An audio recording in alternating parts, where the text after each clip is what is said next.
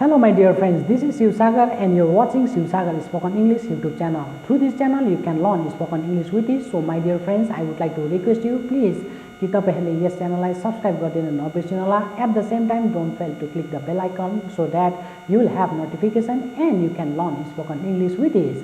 Now my dear friends, अब सिकौं आजको लेसन. आजको लेसन छ फ्रेजल वर्ब. फ्रेजल वर्ब भनेपछि के हो भन्दाखेरि यसको अघिको भिडियोहरुमा मैले तपाईलाई बताइदिसकेको छु. अंग्रेजी भाषामा फ्रेजल वर्ब भनेपछि ए देखि लिएर जेड सम्म हामीले पाउँछौं र सबै फ्रेजल वर्बहरु तपाईलाई पालैपालोमा सिकाउने वाला छु र मेरो यो एउटा अभियान रहेको छ कि अंग्रेजी भाषामा जति पनि जे पनि जरुरी छ बोल्न र लेख्नको निम्ति ती सबै म तपाईलाई सिकाउने वाला छु. त्यसर्थ कुनै पनि भिडियो नछोडी तपाईहरुले हेर्दिनु होला. र मित्रहरु हेर्नुस्, अब सिकौं आजको फ्रेजल वर्बमा एफ बाट सुरु भएको शब्द जुन चाहिँ वर्ब छ त्यो वर्ब माथि फ्रेजल वर्ब जुन चाहिँ बनेको छ त्यो तपाईलाई सिकाउने वाला छु. हेर्नुस्, जुन यहाँ देख्नुहुन्छ फल. फलको साधारण रूपले अर्थ हेर्नु भने लड्नु भनेको कुरा बुझिन्छ र त्यहाँदेखि तपाईले यहाँ देख्नुहुन्छ अपार्ट. फल अपार्ट जब यो एक आपसमा मिल्दछ भने यो हुन्छ फ्रेजल वर्ब र यसको अर्थ हुन्छ टुक्रिनु. झरेर जब टुक्रा हुन्छ भने त्यसलाई हामीले फल अपार्ट भनिन्छ. जस्तै मेरो मोबाइल हिजो झरेर दुई टुक्रा भयो भन्दाखेरि कसरी भने my mobile fell apart yesterday. बस यतिले नै बुझिहाल्छ किनकि फलको पास हुन्छ फेल र यसरी अपार्ट आएपछि टुक्रियो भन्ने कुरा बुझ्यो. र तपाईले नबिर्सिनु होला. र यसरी प्रेजेन्टमा पनि हामीले बनाउन सक्छौं. जस्तै नानीलाई त्यो ग्लास खेल्न नदेऊ, त्यो ग्लास झरेर टुक्रिन्छ भन्दाखेरि कसरी भने Don't let your child play with that glass, it may fall apart. It may fall apart. र यसरी टुक्रिन्छ भन्ने कुरा बुझ्यो.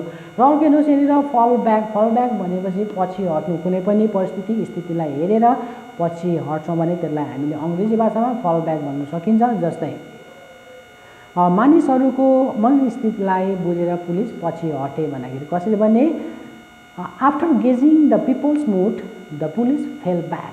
The police fell back. यसरी पछि हटे भन्ने कुरा बुझ्यो. र यसरी अरु सेन्टेन्सहरु तपाईले बनाउन सक्नुहुन्छ. जस्तै कमान्डरले आफ्नो सैनिकलाई पछि हट्ने आदेश दिनुभयो भन्दाखेरि the commander ordered his soldiers to fall back. र यसरी मैले टु आएपछि यहाँनिर मैले fall back मैले लगाइदिएको छु किनकि अंग्रेजीमा जान्नुपर्ने कुरा यो पनि छ कि जब प्रिपोजिसन टु आउँछ भने त्यसको पछाडी हामीले केवल मेन वर्ब वान यानी कि प्रेजेन्ट वर्ब लगाउनु पर्दछ. जस्तै म हिजो बजार जान चाहन्थे भनेपछि आई वान्टेड टु गो भन्नुपर्छ. आई वान्टेड टु वेन्ट भन्नु हुँदैन. गो को पास वेन्ट हो तर वेन्ट लगाइँदैन किनकि टु आयो. टु आएपछि हामीले मेन वर्ब वान. त्यसरी मैले यहाँनिर फल ब्याक लगाएँ. र अर्को हेर्नुहोस् यहाँनिर फल फर. यसरी एसबी एसबी भने समबडी कुनै पनि व्यक्ति तपाईले लगाउन सक्नुहुन्छ. फल फर भनेपछि प्रेममा पर्नु अथवा प्रेम हुनु भन्ने कुरा बुझिन्छ. जस्तै राम सीताको प्रेममा परे भन्दाखेरि राम फेल फर सीता. यो चाहिँ फलको पास फेल फर सीता प्रेममा परे भन्ने कुरा बुझिन्छ. त्यसरी म स्नेहाको प्रेममा पर्न चाहदिन भन्दाखेरि I don't want to fall for Sneha. I don't want to fall for Sneha. यसरी हामीले बनायौं सेन्टेन्स. र अर्को हेर्नुस् यहाँनिर फल आउट. फल आउट आएपछि तपाईले विथ समबडी चाहिँ तपाईले लगाउन सक्नुहुन्छ. यो भनेको बाँच्नु जुझ्नुलाई भनिन्छ फल आउट. जस्तै एउटा सेन्टेन्स मलाई थाहा छैन उनीहरु किन झगडा पर्यो भनेर. अब यो सेन्टेन्सलाई अंग्रेजीमा बनाउनु पर्दाखेरि I do not know why they fell out with one another. उनीहरु किन झगडा पर्यो. I do not know why they fell out. किन झगडा पर्यो. यो मैले फेल किन लाए भने किनकि झगडा पर्यो भन्ने प्रकारको एउटा त्यहाँनिर सेन्टेन्स बनिँदैछ त्यो पासमा र त्यही कारण मैले फेल आउट लाए. त्यसरी तिमीले आफ्नो भाइसित झगडा गर्नु हुँदैन है भन्दाखेरि कसरी भने you don't have to fall out with your younger brother. यसरी विथ योर यंगर ब्रदर. यसरी तपाईले देख्नुभयो. यो भयो बाँच्नु अथवा झगडा पर्नु. यसरी त्यहाँदेखि तपाईको यहाँ फिल फर त्यहाँदेखि देख्नु हुँदैछ एसबी भने समबडी र फिल फर भनेको चाहिँ दुखी हुनु अथवा कसैको दुःख देखेर हामीले सहानुभूति हामीले दर्शाउँछौँ भने त्यसलाई भन्छ फिल फर भनिन्छ.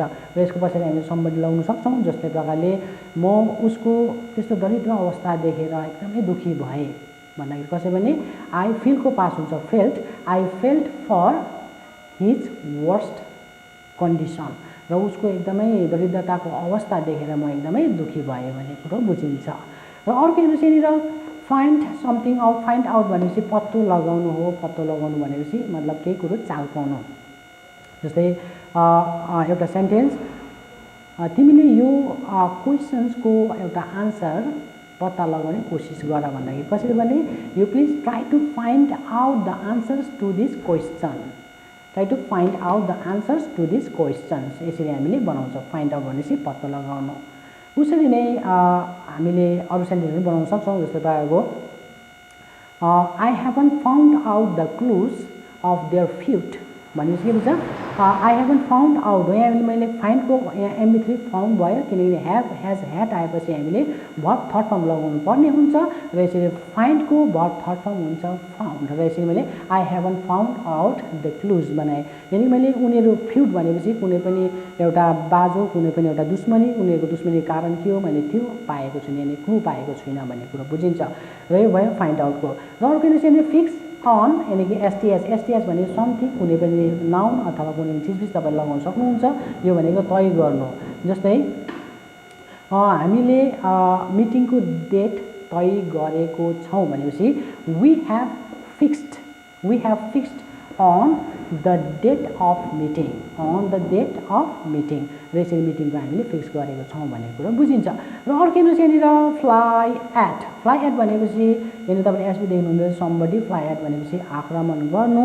जस्तै प्रकारले जस्तै एउटा कुकुरले हिजो मलाई आक्रमण गर्यो भन्दाखेरि a dog flew at me. फ्लाइको भर्ब टु यानि कि पास्ट हुन्छ, फ्ल्यू, त्यही कारण a dog flew at me, एउटा कुकुरले मलाई आक्रमण गर्यो भन्ने कुरो बुझिन्छ।